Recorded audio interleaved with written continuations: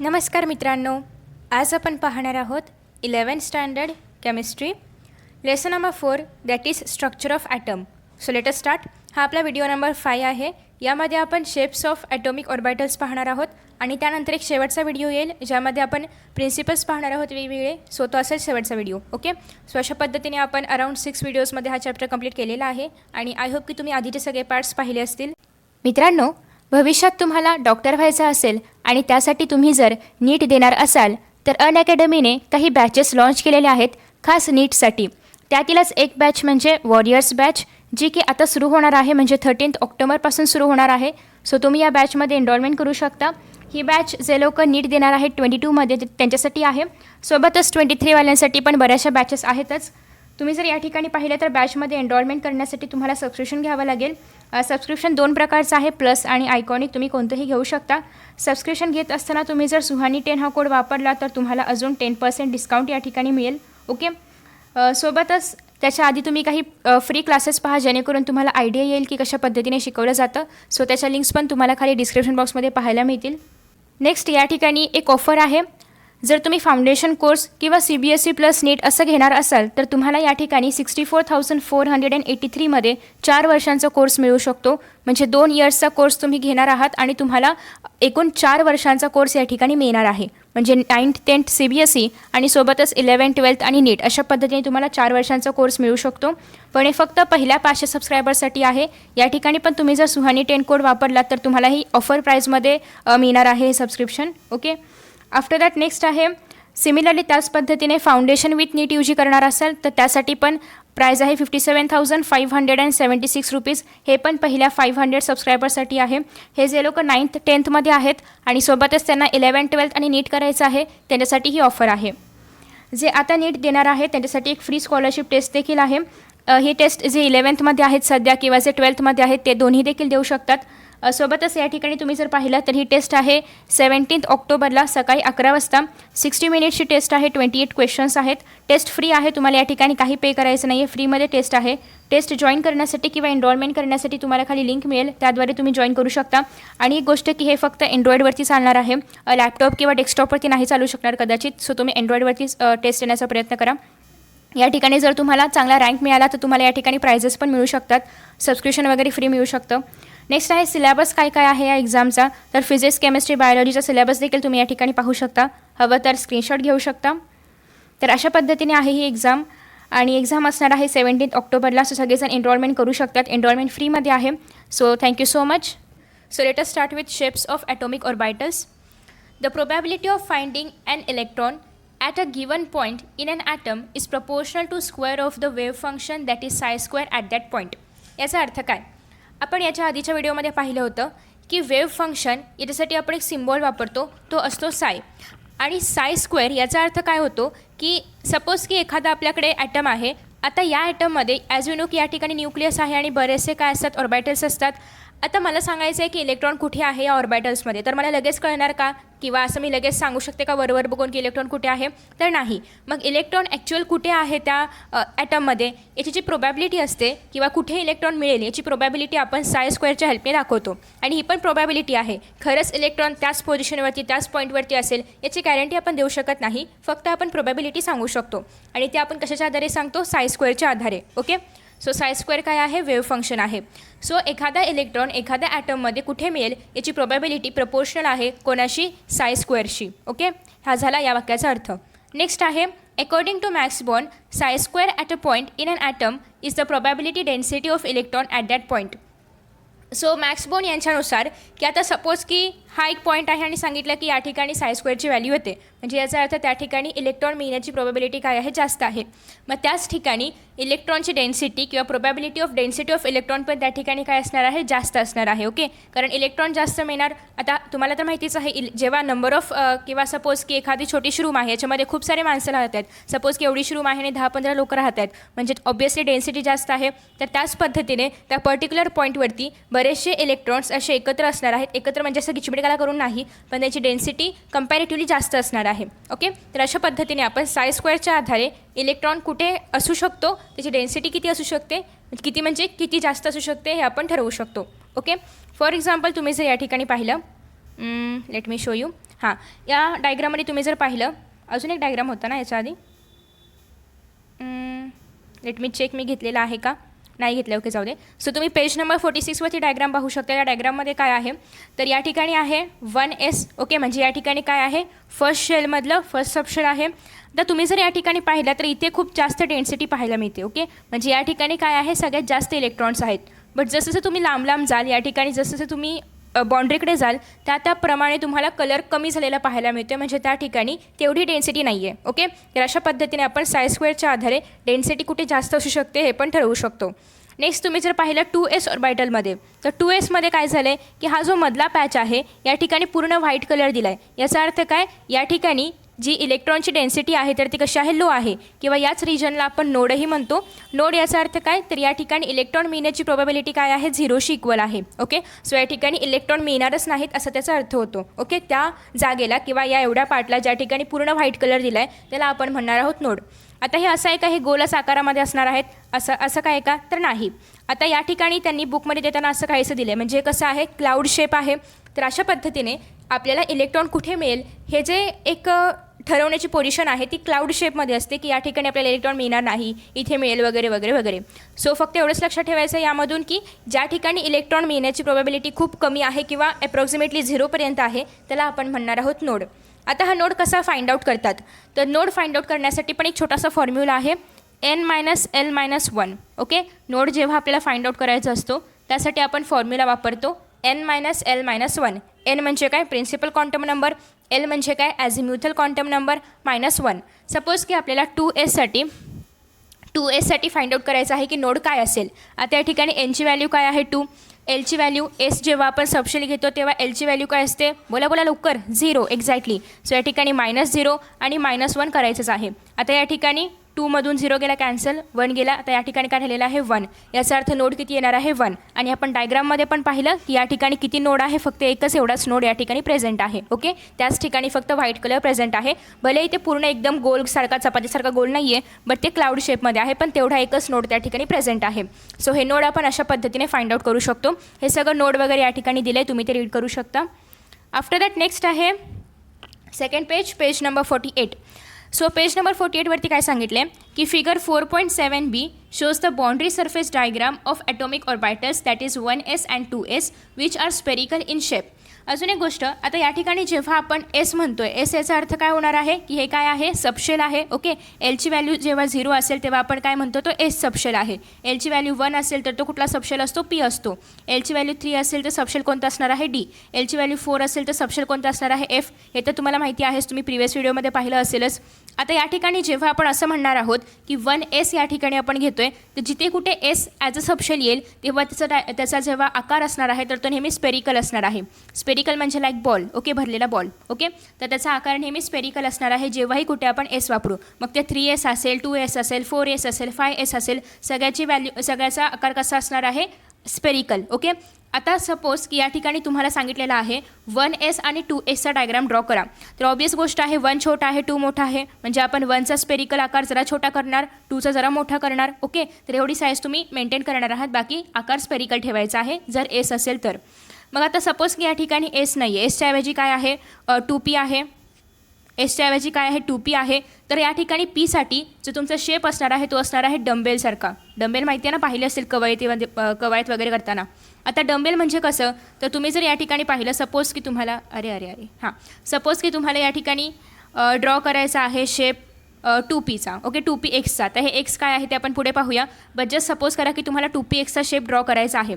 तुम्ही काय करणार आहात, हे एक्स ॲक्सिस आहे, वाय ॲक्सिस आहे, तुम्ही अशा पद्धतीने शेप ड्रॉ करणार आहात 2pxचा, ओके. सो याला आपण म्हणणार आहोत डंबेल. त्याच्यानंतर आहे डी. आता डीसाठी आपण कसा शेप वापरतो, डी म्हणजे काय, डबल डंबेल, ओके. सो डीसाठी आपण डबल डंबेल शेप वापरणार आहोत. आता डबल डंबेल म्हणजे कसा, तर लेट मी शो यू.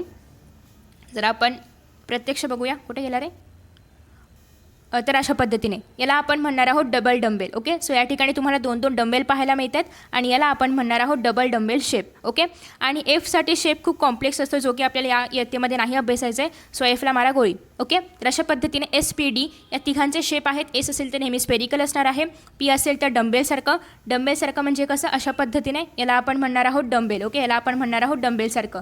आता या ठिकाणी 3 ॲक्सिस असतात, x axis, Y axis, Z axis, ते आपण पुढे पाहणार आहोतच. त्याच्यानंतर आहे डी असेल तर अशा पद्धतीने डबल डंबेल. ओके, तर हे आहेत 3 shape.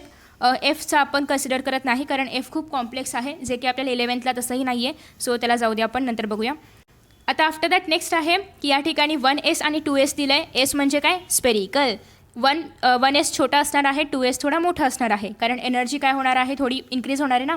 So after that next आहे here a boundary surface is drawn in space for an orbital such that the value of possibility density, that is psi square, is constant and encloses a region where the probability of finding electron is typical more than 90%. So आता ज्या ठिकाणी तुम्हाला इथे साय स्क्वेअरची value किंवा ज्या ठिकाणी जास्त डेन्सिटी पाहायला मिळते, आता जास्त डेन्सिटी याचा अर्थ काय, तर या ठिकाणी इलेक्ट्रॉन मिळण्याची प्रोबॅबिलिटी 90%पेक्षा जास्त असणार आहे. म्हणजे तुम्हाला या ठिकाणी इलेक्ट्रॉन पाहायला मिळणारच असं तुम्ही पकडू शकता. ओके, सो ज्या ठिकाणी साय स्क्वेअरची व्हॅल्यू काय आहे, कॉन्स्टंट आहे, तर त्या ठिकाणी तुम्हाला इलेक्ट्रॉन मिळण्याची प्रोबॅबिलिटी 90%पेक्षा जास्त पाहायला मिळते. बट ज्या ठिकाणी ते जर तुम्ही मध्ये वगैरे पाहिलं, ज्या ठिकाणी नोड वगैरे प्रेझेंट आहे, ज्या ठिकाणी आपल्याला डेन्सिटी कमी पाहायला मिळते, तिथे मात्र काय असणार आहे, नोड, किंवा त्या ठिकाणी इलेक्ट्रॉनची प्रोबॅबिलिटी काय असणार आहे, 0%. ओके, किंवा अराउंड 0% असणार आहे. आफ्टर दॅट नेक्स्ट आहे की such a boundary surface diagram is a good representation of shape of an orbital. So शक्यतो हा जो बाउंड्री सरफेसवाला किंवा बाउंड्रीसारखा, म्हणजे हे जे आहे ह्याला आपण काय म्हणतो, बाउंड्री, तर अशा पद्धतीने बाउंड्री सरफेस डायग्राम जे असतात त्याद्वारे आपण इझिली समजून घेऊ शकतो. सो ते चांगले आहेत सोर्स असं त्यांनी सांगितलेलं आहे. ओके, नेक्स्ट आहे 4.10. ॲक्च्युली हे 4.10चे एक्झाम्पल आहे. हे प्रिव्हियस व्हिडिओसाठी होतं, बट चुकून ते घ्यायचं राहिलं. सो आता आपण या व्हिडिओमध्ये पाहतोय. आय होप की तुम्ही आधीचा व्हिडिओ पाहिलेला आहे. सो आता या ठिकाणी काय सांगितलं आहे की an atom has 2 electrons in the orbital, that is 4s नावाचं ऑर्बिटल आहे. या ठिकाणी 4 म्हणजे असणार आहे एनची व्हॅल्यू, एसची व्हॅल्यू काय असते 0, आणि ती काय असणार आहे एलची व्हॅल्यू. ओके, कारण एल इज इक्वल टू 0 म्हणजे काय असतं, एस असतं. सो आता या ठिकाणी काय काय फाइंड आउट करायचं आहे. Write the values of 4 quantum numbers for each of them. आता एनची तर माहिती आहे, एलची पण माहिती आहे, फक्त काय फाइंड आउट करायचं आहे, एम, एल आणि एस. ओके, सो एनची व्हॅल्यू शक्यतो आपण हे एक्झाम्पल्स टेबलच्या फॉर्मॅटमध्ये सॉल्व करतो. एनची व्हॅल्यू ऑलरेडी 4वरून मिळालेली आहे. आणि अजून सांगितलं की या ठिकाणी 2 इलेक्ट्रॉन्स आहेत. सो पहिल्या इलेक्ट्रॉनसाठी वेगळं, दुसऱ्या इलेक्ट्रॉनसाठी वेगळं. ओके, व्हॅल्यू सेमच येणार आहेत कारण दोन्ही इलेक्ट्रॉन्स एकाच ऑर्बिटलमध्ये असतात. कारण आपण हेही पाहिलेलं आहे की एका ऑर्बिटलची कॅपॅसिटी असते की तो मॅक्सिमम फक्त 2च इलेक्ट्रॉन्स कॅरी करू शकतो. ओके, सो आता या ठिकाणी मॅक्सिमम 2 इलेक्ट्रॉन्स आहेत. एनची व्हॅल्यू असणार आहे 4, एलची व्हॅल्यू असणार आहे 0. आणि ॲज यू नो की आपण ML कसं फाइंड आउट करणार आहोत, 2l-1. आता या ठिकाणी जर एलची व्हॅल्यू ऑलरेडी 0 आहे तर आपण काही जरी केलं तरी आन्सर काय येणार आहे, 0 येणार आहे. सो या ठिकाणी MLची व्हॅल्यू काय असणार आहे, 0. आता या ठिकाणी MSची व्हॅल्यू म्हणजे काय, तुमचं जे ओरिएंटेशन आहे ते कसं असणार आहे, तर ओरिएंटेशन फक्त 2च प्रकारामध्ये असतं, एक तर +1/2 आणि -1/2. आता तुम्ही या ठिकाणी फर्स्ट इलेक्ट्रॉनला 1/2 द्या, सेकंड इलेक्ट्रॉनला -1/2 द्या, किंवा फर्स्टला -1/2 द्या, सेकंडला पॉझिटिव्ह 1/2 द्या, काही देऊ शकता. पण शक्यतो मोस्ट प्रोबॅबली आपण काय घेतो, पहिल्याला पॉझिटिव्ह देतो आणि दुसऱ्याला निगेटिव्ह देतो. कारण आपण जेव्हा ड्रॉ करणार तेव्हा आपण असं ड्रॉ करतो ना. सो हे काय आहे तुम्हाला पुढे कळेलच, बट जस्ट लक्षात ठेवा की आपण जेव्हा इलेक्ट्रॉन्स ड्रॉ करणार आहोत एखाद्या ऑर्बिटलसाठी, तर तेव्हा आपण असं रिप्रेझेंटेशन दाखवतो. सो आता या ठिकाणी हा जो वरचा ॲरो आहे तो काय दाखवणार आहे की तिथे जो इलेक्ट्रॉन आहे तो कसा मूव्ह करणार आहे, क्लॉकवाईज. आणि उलटा जो ॲरो आहे तो काय दाखवतोय की इलेक्ट्रॉन जो आहे तो कसा मूव्ह करणार आहे, anti clockwise. Okay, most probably आपण क्लॉकवाईजसाठी पॉझिटिव्ह हाफ व्हॅल्यू घेतो आणि अँटी क्लॉकवाईजसाठी निगेटिव्ह हाफ व्हॅल्यू घेतो. सो त्याच पद्धतीने आपण MSची व्हॅल्यू पॉझिटिव्ह हाफ आणि निगेटिव्ह हाफ असं घेणार आहोत. सो झाला, संपला विषय. आता नेक्स्ट आता आपण काय पाहतोय. ओके, सो नेक्स्ट आहे the s orbitals are spherical in shape. हे तुम्हाला माहिती आहेच. Their size increases with increase in the value of n. जसं की आपण मगाशी पाहिलं होतं, 1s होता आणि 2s होतं. 1s थोडा छोटा होता, 2s थोडा मोठा आहे. ओके, सो ज्याप्रमाणे एनची व्हॅल्यू वाढली, पुढे जर 3s असेल तर आपण अजून मोठा स्पेरिकल शेप काढणार, 4s असेल तर अजून मोठा काढणार. म्हणजे जशी एनची व्हॅल्यू वाढत जाईल तर त्याच पद्धतीने याची स्पेरिकलचा जो शेप आहे किंवा जे स्पेरिकल शेप आहे तो पण मोठा होत जाणार आहे, साईज पण वाढणार आहे. So value of n is directly proportional to the size. Next आहे it means that electron is located farther away from the nucleus as the principal quantum number n increases. Suppose की आता या ठिकाणी 1s आहे. आता इथे काय असणार आहे, छोटासा आहे, हे छोटंसं असल्यामुळे न्यूक्लियसच्या जवळ असणार आहे त्याच्यामधले इलेक्ट्रॉन्स. बट जसशी साईज मोठी होईल याचा अर्थ न्यूक्लियसपासून हे जे इलेक्ट्रॉन्स आहेत ते कसे असणार आहेत, लांब लोकेटेड असणार आहेत. ओके, सो अशा पद्धतीने आपण हे लक्षात ठेवू शकतो की जेवढी साईज छोटी असेल तेवढे इलेक्ट्रॉन्स काय असणार आहेत, न्यूक्लियसच्या जवळ असणार आहेत. बट जसशी साईज मोठी होत जाईल त्याप्रमाणे न्यूक्लियसच्या लांब जाणार आहेत, ते म्हणजे इलेक्ट्रॉन्स. नेक्स्ट आहे, आता आपण पाहतोय 2p. पीसाठी शेप कसा असणार आहे, dumbbelled. Okay, figure 4.8 displays the boundary surface diagram with the nucleus being at the origin. या ठिकाणी न्यूक्लियस कुठे आहे, ओरिजिनमध्ये आहे. आणि हे आपण काय पाहतोय, 2pसाठी पाहतो आहोत. म्हणजे या ठिकाणी 2pचे किती ऑर्बिटल्स येणार, 3 कसे आले तर mlची व्हॅल्यू काय आहे, 3. mlची व्हॅल्यू आपण कशी फाइंड आउट करतो, 2l+1.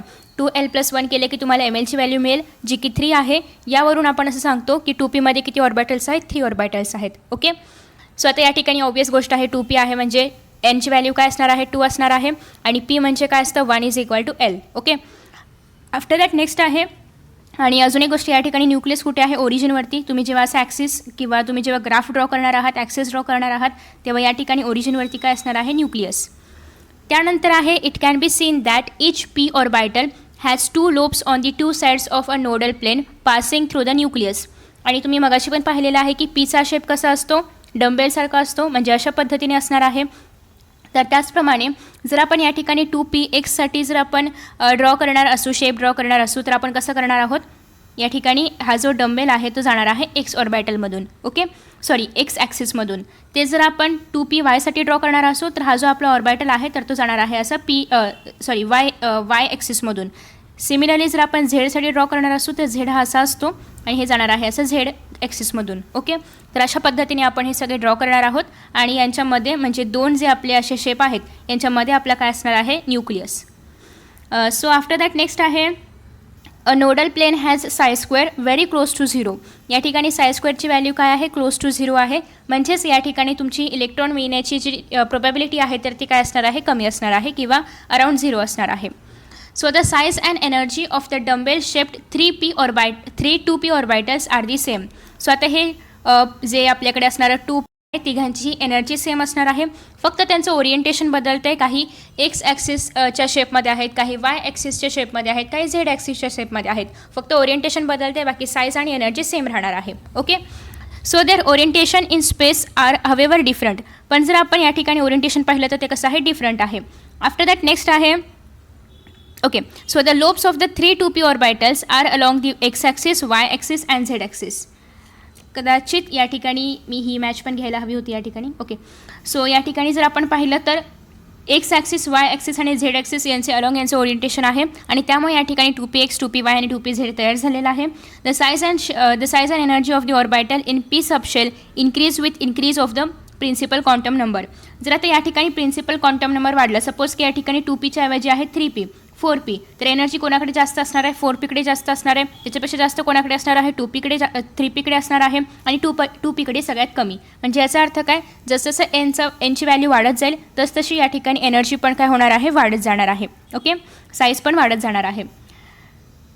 So after that next आहे, आता आपण एससाठी पाहिलेलं आहे स्पेरिकल असतात, पीसाठी पाहिलेलं आहे डम्बेल शेप्ड असतात, डीसाठी काय असणार आहे, डबल डम्बेल. आता हे नेमकं डबल डम्बेल काय आहे ते आपण पाहूया. सगळ्यात पहिल्यांदा there are 5 orbitals associated with D subshell. 5 orbitals कसे आले तर डी याचा अर्थ एलची व्हॅल्यू काय असणार आहे, या ठिकाणी आठवा 2 असणार आहे.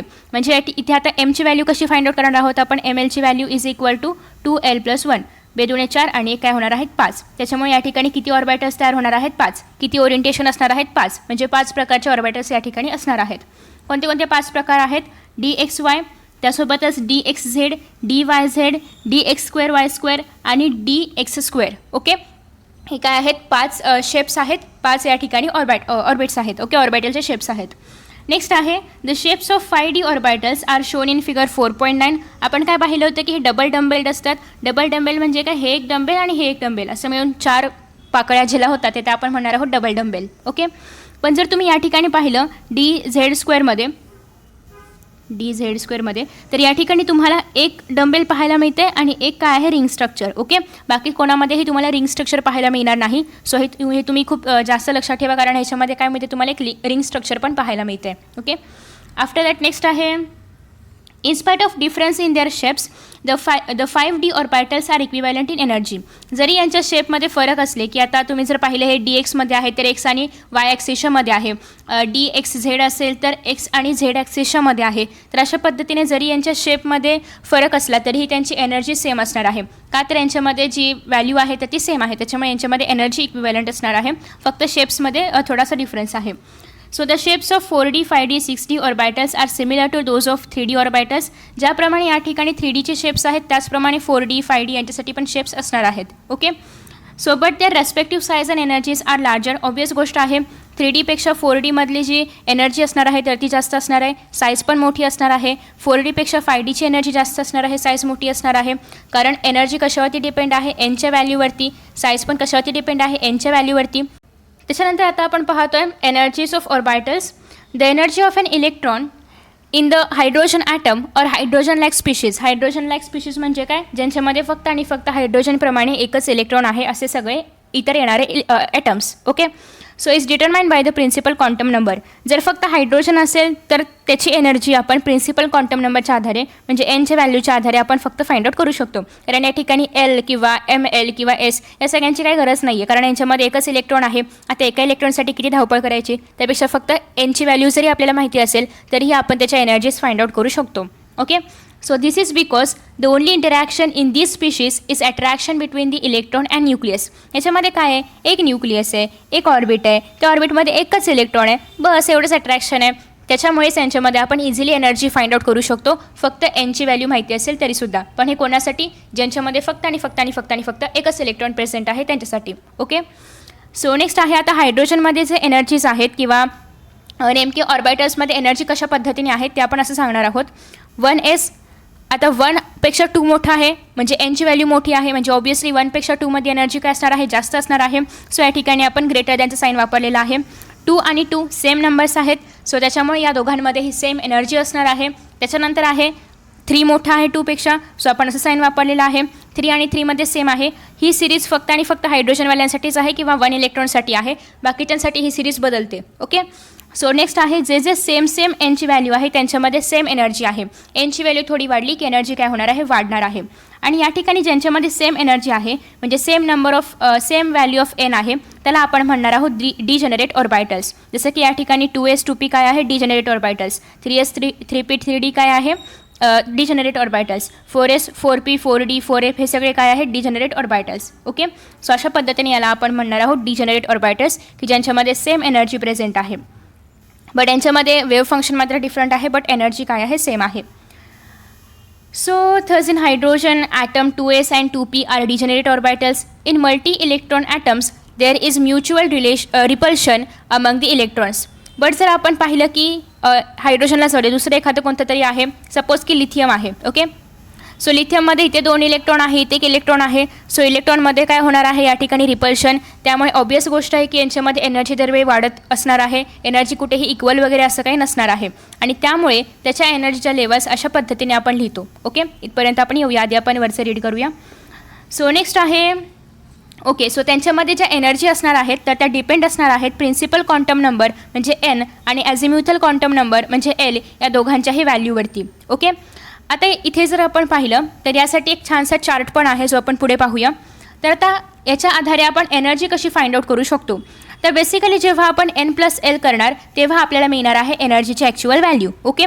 पण काही वेळेस काय होतं, n+l आणि दुसऱ्या पण ॲटमची n+l व्हॅल्यू सेम येते. आणि जेव्हा सेम व्हॅल्यू असेल तेव्हा ज्याचा n मोठा असतो त्याला आपण म्हणणार आहोत की त्याच्याकडे जास्त एनर्जी आहे. ज्याचा n छोटा असतो, nची व्हॅल्यू छोटी असते, त्याला आपण म्हणतो की त्याच्याकडे कमी एनर्जी आहे. ओके. सो हा जो रूल आहे n+n वाला एनर्जी डिफाईन करण्यासाठी याला आपण n+l रूल असंच म्हणतो. आता जे हायड्रोजन सोडून किंवा 1 इलेक्ट्रॉन सोडून जे इतर ॲटम्स आहेत त्यांच्यासाठी ही सिरीज आहे. यामध्ये 1sपेक्षा 2sमध्ये जास्त एनर्जी असते, 2sपेक्षा 2pमध्ये जास्त एनर्जी असते. आता इथे असं का होतं आहे तर आपण n सोबतच lची व्हॅल्यू पण कन्सिडर करतो आहे. मग अशी आपण फक्त nची व्हॅल्यू कन्सिडर करायचो. त्याच्यामुळे आपण याच्यामध्ये जे सेम शेलवाले जे इलेक्ट्रॉन्स सेम शेल असणारे जेही या ठिकाणी ऑर्बिटल्स आहेत त्यांना आपण डिजेनरेट ऑर्बिटल्स किंवा सेम एनर्जी आहे असं सपोज केलं होतं. बट याच्यामध्ये आपण n आणि l दोघांच्याही व्हॅल्यूज सपोज करतो आहे, त्याच्यामुळे आपण याच्यामध्ये अशा पद्धतीने सिरीज तयार करतो.